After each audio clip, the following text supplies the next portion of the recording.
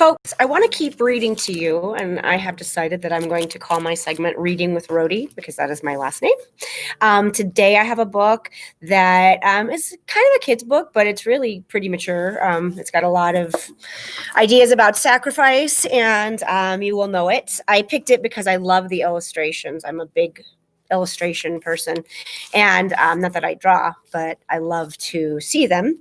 And so this is an oldie but a goodie, Jack and the Beanstalk. Let's go.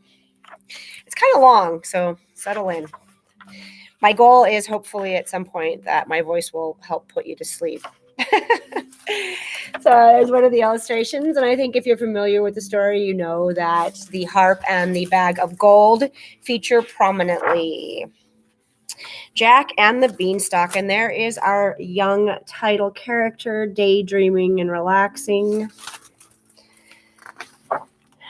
Jack lived with his mother in a little cottage. It had dormer windows and green shutters whose hinges were so rusty that the shutters wouldn't shut. Jack had taken some of them to make a raft with. He was always trying to make things that seemed like the things in books. Rafts or sleds or wooden spearheads to play at savages with, or paper crowns with which to play at kings. He never did any work, and this was very hard on his mother, who took in washing and had great trouble to make it both ends meet. But he did not run away to sea or set out to seek his fortune, because he knew that would have broken his mother's heart, and he was very fond of her. Though he wouldn't work, he did useless, pretty things for her, brought her bunches of wildflowers and made up songs, sad and merry, and sang them to her in the evening. But most of the time he spent in looking at the sky and the clouds and the leaves and the running water, and thinking how beautiful the world was, and how he would love to see every single thing in it. And he always seemed to be trying to dream one particular dream, and never could quite dream it. Sometimes the thought of his mother working so hard while he did nothing would come suddenly upon him, and he would rush off and try to help her. But whatever he did turned out wrong. If he went to draw water, he was sure to lose the bucket in the well. If he lifted the washtub, it always slipped out of his fingers. And then there was the floor to clean as well as the linen to wash all over again. So that it always ended in his mother saying, "Oh, run along for goodness sake and let me on with my work." And then Jack would go and lie on his front and look at the ants busy among the grass stalks and make up a pretty poem about the dignity of labor or about how dear and good mothers were. But poetry, however pretty, is difficult to sell, and the two got poorer and poorer. And at last one day, Jack's mother came out to where he was lying on his back watching the clouds go sailing by and told him that the worst had come.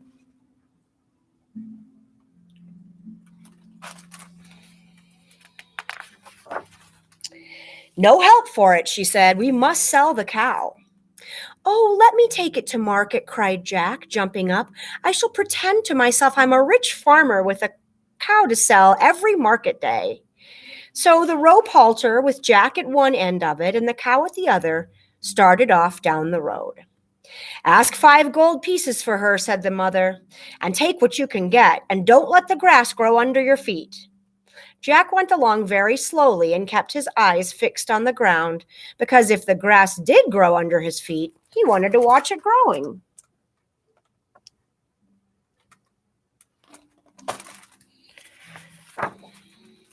So this was how it was that he ran plump into something hard, and looking up, saw a butcher in his wagon. "Why don't you look where you're going?" the butcher asked crossly. "Because I thought I might see you," said Jack. "Ha! I see you're a clever boy," said the butcher, not at all offended. "Thinking of selling your cow?" "Well," said Jack, "that was rather the idea." "And what's the price?" 5 gold pieces," said Jack boldly. "I wouldn't rob you of her by offering you such a poor price," said the butcher kindly.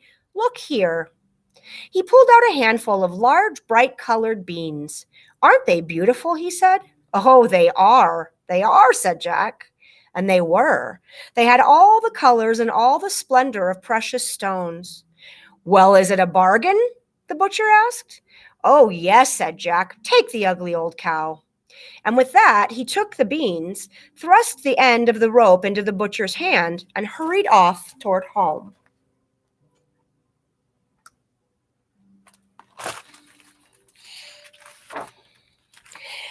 I don't think I had better tell you what happened when he told his mother what he had done. You can perhaps guess.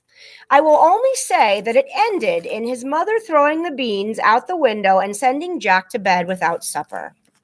Then she spent the evening ironing, and every now and then a tear fell down and hissed and fizzled on the hot iron. The next morning, Jack woke up feeling very hot and half choked. He found his room rather darker than usual, and at first he decided that it was too early to get up. Then, as he was just snuggling the blanket closer round his neck, he saw what it was that was shutting out the sunshine. The beans had grown up into a huge twisted stalk with immense leaves. When Jack ran to the window and pushed his hand out among the green, he could see no top to the plant. It seemed to grow right up to the sky.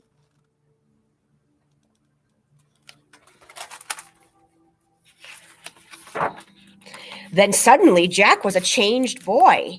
Something wonderful had happened to him, and it made him different. It sometimes happens to people that they see or hear something quite wonderful, and then they are never altogether the same again. Jack scrambled into his clothes, ran to the door, and shouted, "Mother, those beautiful beans have grown. I told you I'd make a good bargain with that silly old cow. I'm going to climb up and see what's at the top." And before his mother could stop him, he was out of the window and up the beanstalk, climbing and wriggling among the branches, and when she reached the window, he was almost out of sight. She stood looking up after him till she couldn't see him anymore, and then she sighed and went to her son's untidy room to make his bed and set all straight for him.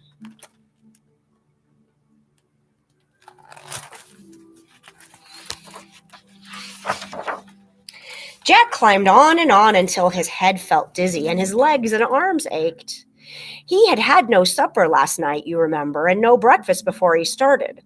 But at last there was no more stalk to climb, and as soon as he reached the top tendril, it suddenly flattened and opened out before him into a long, white, dusty road. He was in a new land, and as far as he could see, nothing else was alive in that land but himself. The trees were withered, the fields were bare, and every stream had run dry. Although it was not at all a nice place, but if it wasn't nice, it was new, and besides, he could not face the idea of going down the beanstalk again without anything to eat, and he set out to look for a house and beg for breakfast.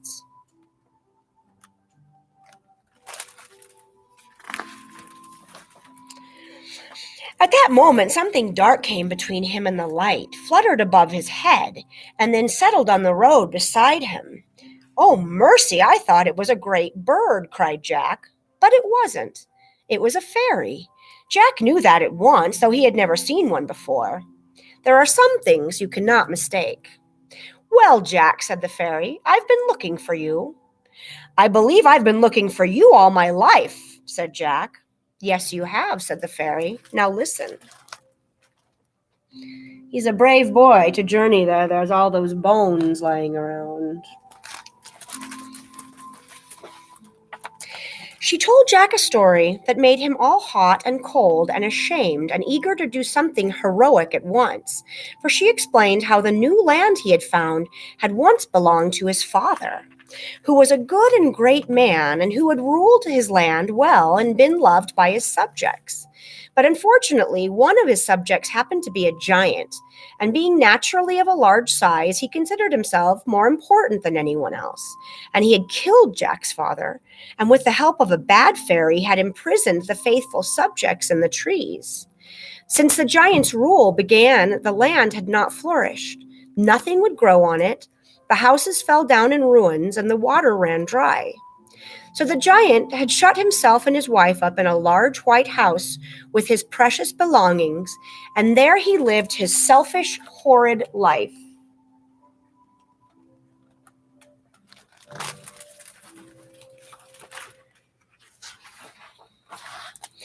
"Now," said the fairy, "the time has come for you to set things straight, and this is really what you've been trying to dream about all your life. You must find the giant and get back your father's land for your mother. She has worked for you all your life. Now you will work for her, but you have the best of it because her work was mending and washing and cooking and scrubbing, and your work is adventures." Go straight on and do the things that first come into your head. This is good advice in ordinary life, and it works well in this land, too. Goodbye." And with a flutter of sea green shining wings, the fairy vanished, and Jack was left staring into nothingness. He didn't stare long, though, for as I said before, he was a changed boy. There are plenty of people who could go on for adventures splendidly, but somehow they are never able to do anything else. And if they don't happen to fall in with adventures, they can do nothing but dream of them, and so have a poor time of it in this world. Jack was one of those people. Only he, you see, had got out of this world and had fallen in with adventures into the bargain. He went along the road, and when he came to a large white house, the first thing he thought of doing was, curiously enough, to knock at the door and ask for something to eat, just as you or I would have done if we had gone up a large beanstalk without our breakfast or our last night's dinner. "Go away," said the little old woman who opened the door, just as many people do if you ask them for something to eat and they don't happen to know you. "My husband is a giant, and he'll eat you if he sees you." "You needn't let him see me," said Jack. "I haven't had anything to eat for ages.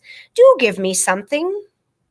So she took him in and gave him some bread and butter and a poached egg, and before he was halfway through it, the whole house began to shake, and the old woman seized Jack, put his eggy plate into his hand, and pushed him into the oven and closed the door. Jack had the sense not to call out, and he finished his egg in the oven. Then he found he could see through the crack near the hinges, so he glued his eyes to it and saw.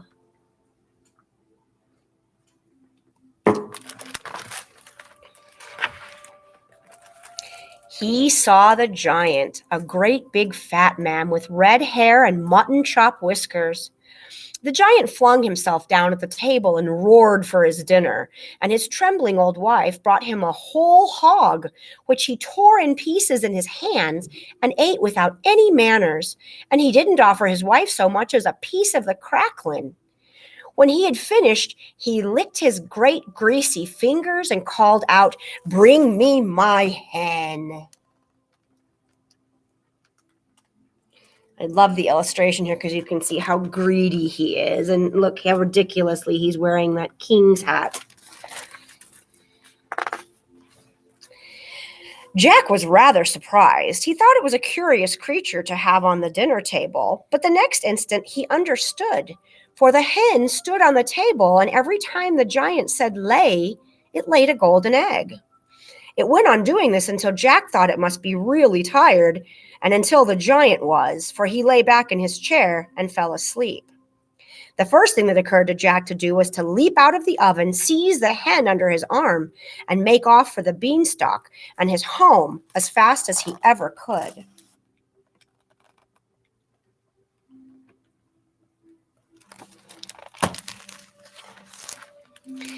I won't describe the scene in the cottage when he arrived. His mother was inclined to scold him, but when she thoroughly understood about the hen, she kissed him instead and said that she had always believed he would do something clever someday. Jack sold golden eggs at the market every week, and his mother gave up taking in washing, but she still went on cleaning the cottage herself. I believe she rather liked that kind of work. He looks very pleased with himself, doesn't he? Then suddenly one morning, as Jack stood in the cottage garden with his hands in the pockets of quite a new pair of breeches, he felt he couldn't go on living without another journey up the beanstalk, and forgetting to tell his mother that he might not be home for dinner, he was off and up. He found the same dry, withered land at the top, and although he was not hungry this time, he couldn't think of anything new to say, so he said the same thing to the old woman. But this time he found it much harder to get round her, although she did not know him again. Either his face was changed or the breeches were a complete disguise. "No," she kept on saying, and Jack lost his temper when she had said it 22 times. "A boy came here before," she said, "and he was a bad one and a thief, and I can't let another boy in." "But I've got an honest face," says Jack. "Everybody says so." "That's true," said the woman, and she let him in.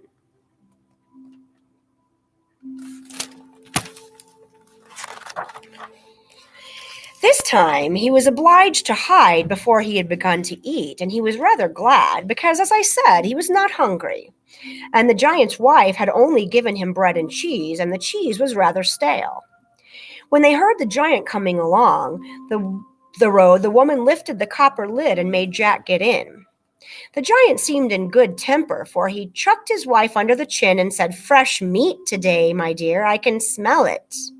I'm afraid you're wrong," said his wife, and Jack could hear by the way she said it that she was very frightened.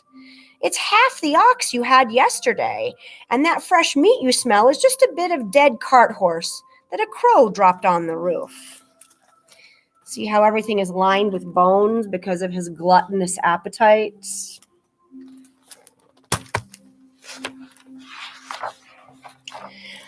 The giant seemed sulky after that and didn't eat his dinner with much appetite, and when his wife was clearing away, he suddenly laid hold of her and shouted, "Bring me my money bags."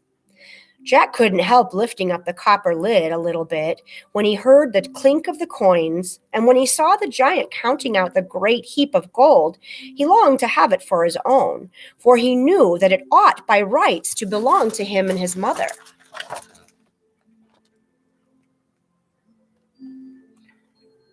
I think they would have gotten a bigger chair for the giant to sit in, huh? Presently the giant fell asleep, and Jack looked all around to see if the wife was about before he dared to get out of the copper. And he heard her walking about upstairs, so he jumped out, seized on the bags, and again made off for the beanstalk. He reached home as his mother was clearing away the dinner plates, but I won't describe the scene. Of course, they were now rich, and Jack wished to live in a large house, but his mother said she couldn't leave the bits of things. And when he came to think it over, Jack felt he couldn't bear to leave the beanstalk. Another day came when Jack felt he must make another journey to the giant's land. Disguised in a new smock frock and gaiters, and again the same thing happened, except that it was harder than ever to persuade the giant's wife to take him in. She did at last, however, after explaining that 2 boys had served her badly, and that if he turned out bad too, then the giant would most likely kill her. No sooner was Jack inside the house than the giant was heard coming home. The woman showed Jack an empty barrel, and he crept under it.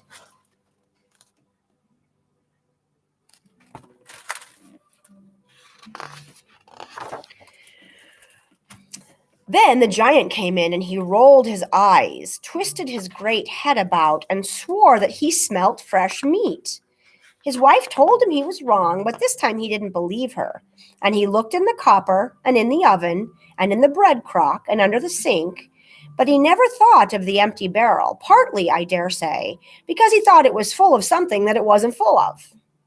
At last he gave up the search and sat down to his dinner, and when he had finished, he stretched himself until Jack thought some of his buttons would burst, and called, "Wife, bring me my harp."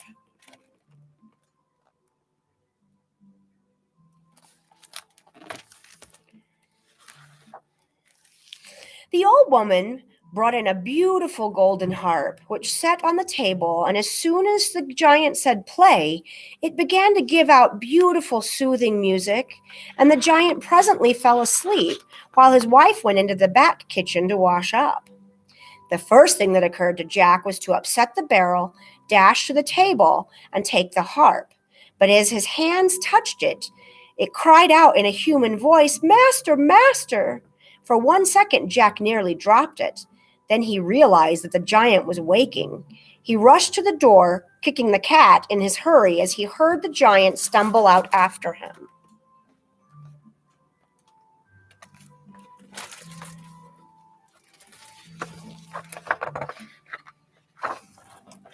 But the giant was heavy and only half awake, and by the time Jack was down the beanstalk, the giant was only just at the top. But he was coming down, that was quite plain, for the next moment the giant beanstalk shook and shivered with his great weight. Jack screamed to his mother for a chopper, and like the good woman she was, she brought it without asking what it was for.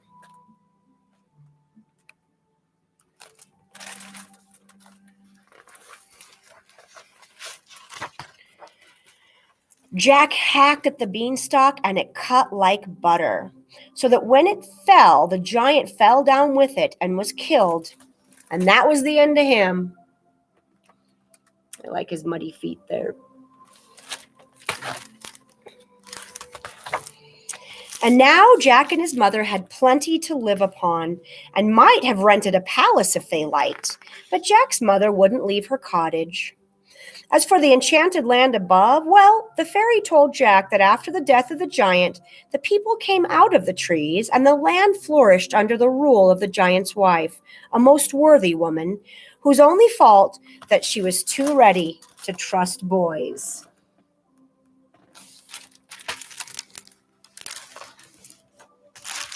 The end. And just take a moment to look at this beautiful picture.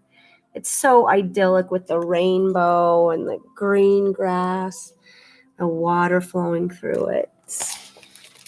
Well, I hope you enjoyed this as much as I enjoy reading to you. It's one of my very dearest things. When my boys were little, I read to them all the time, and I love it.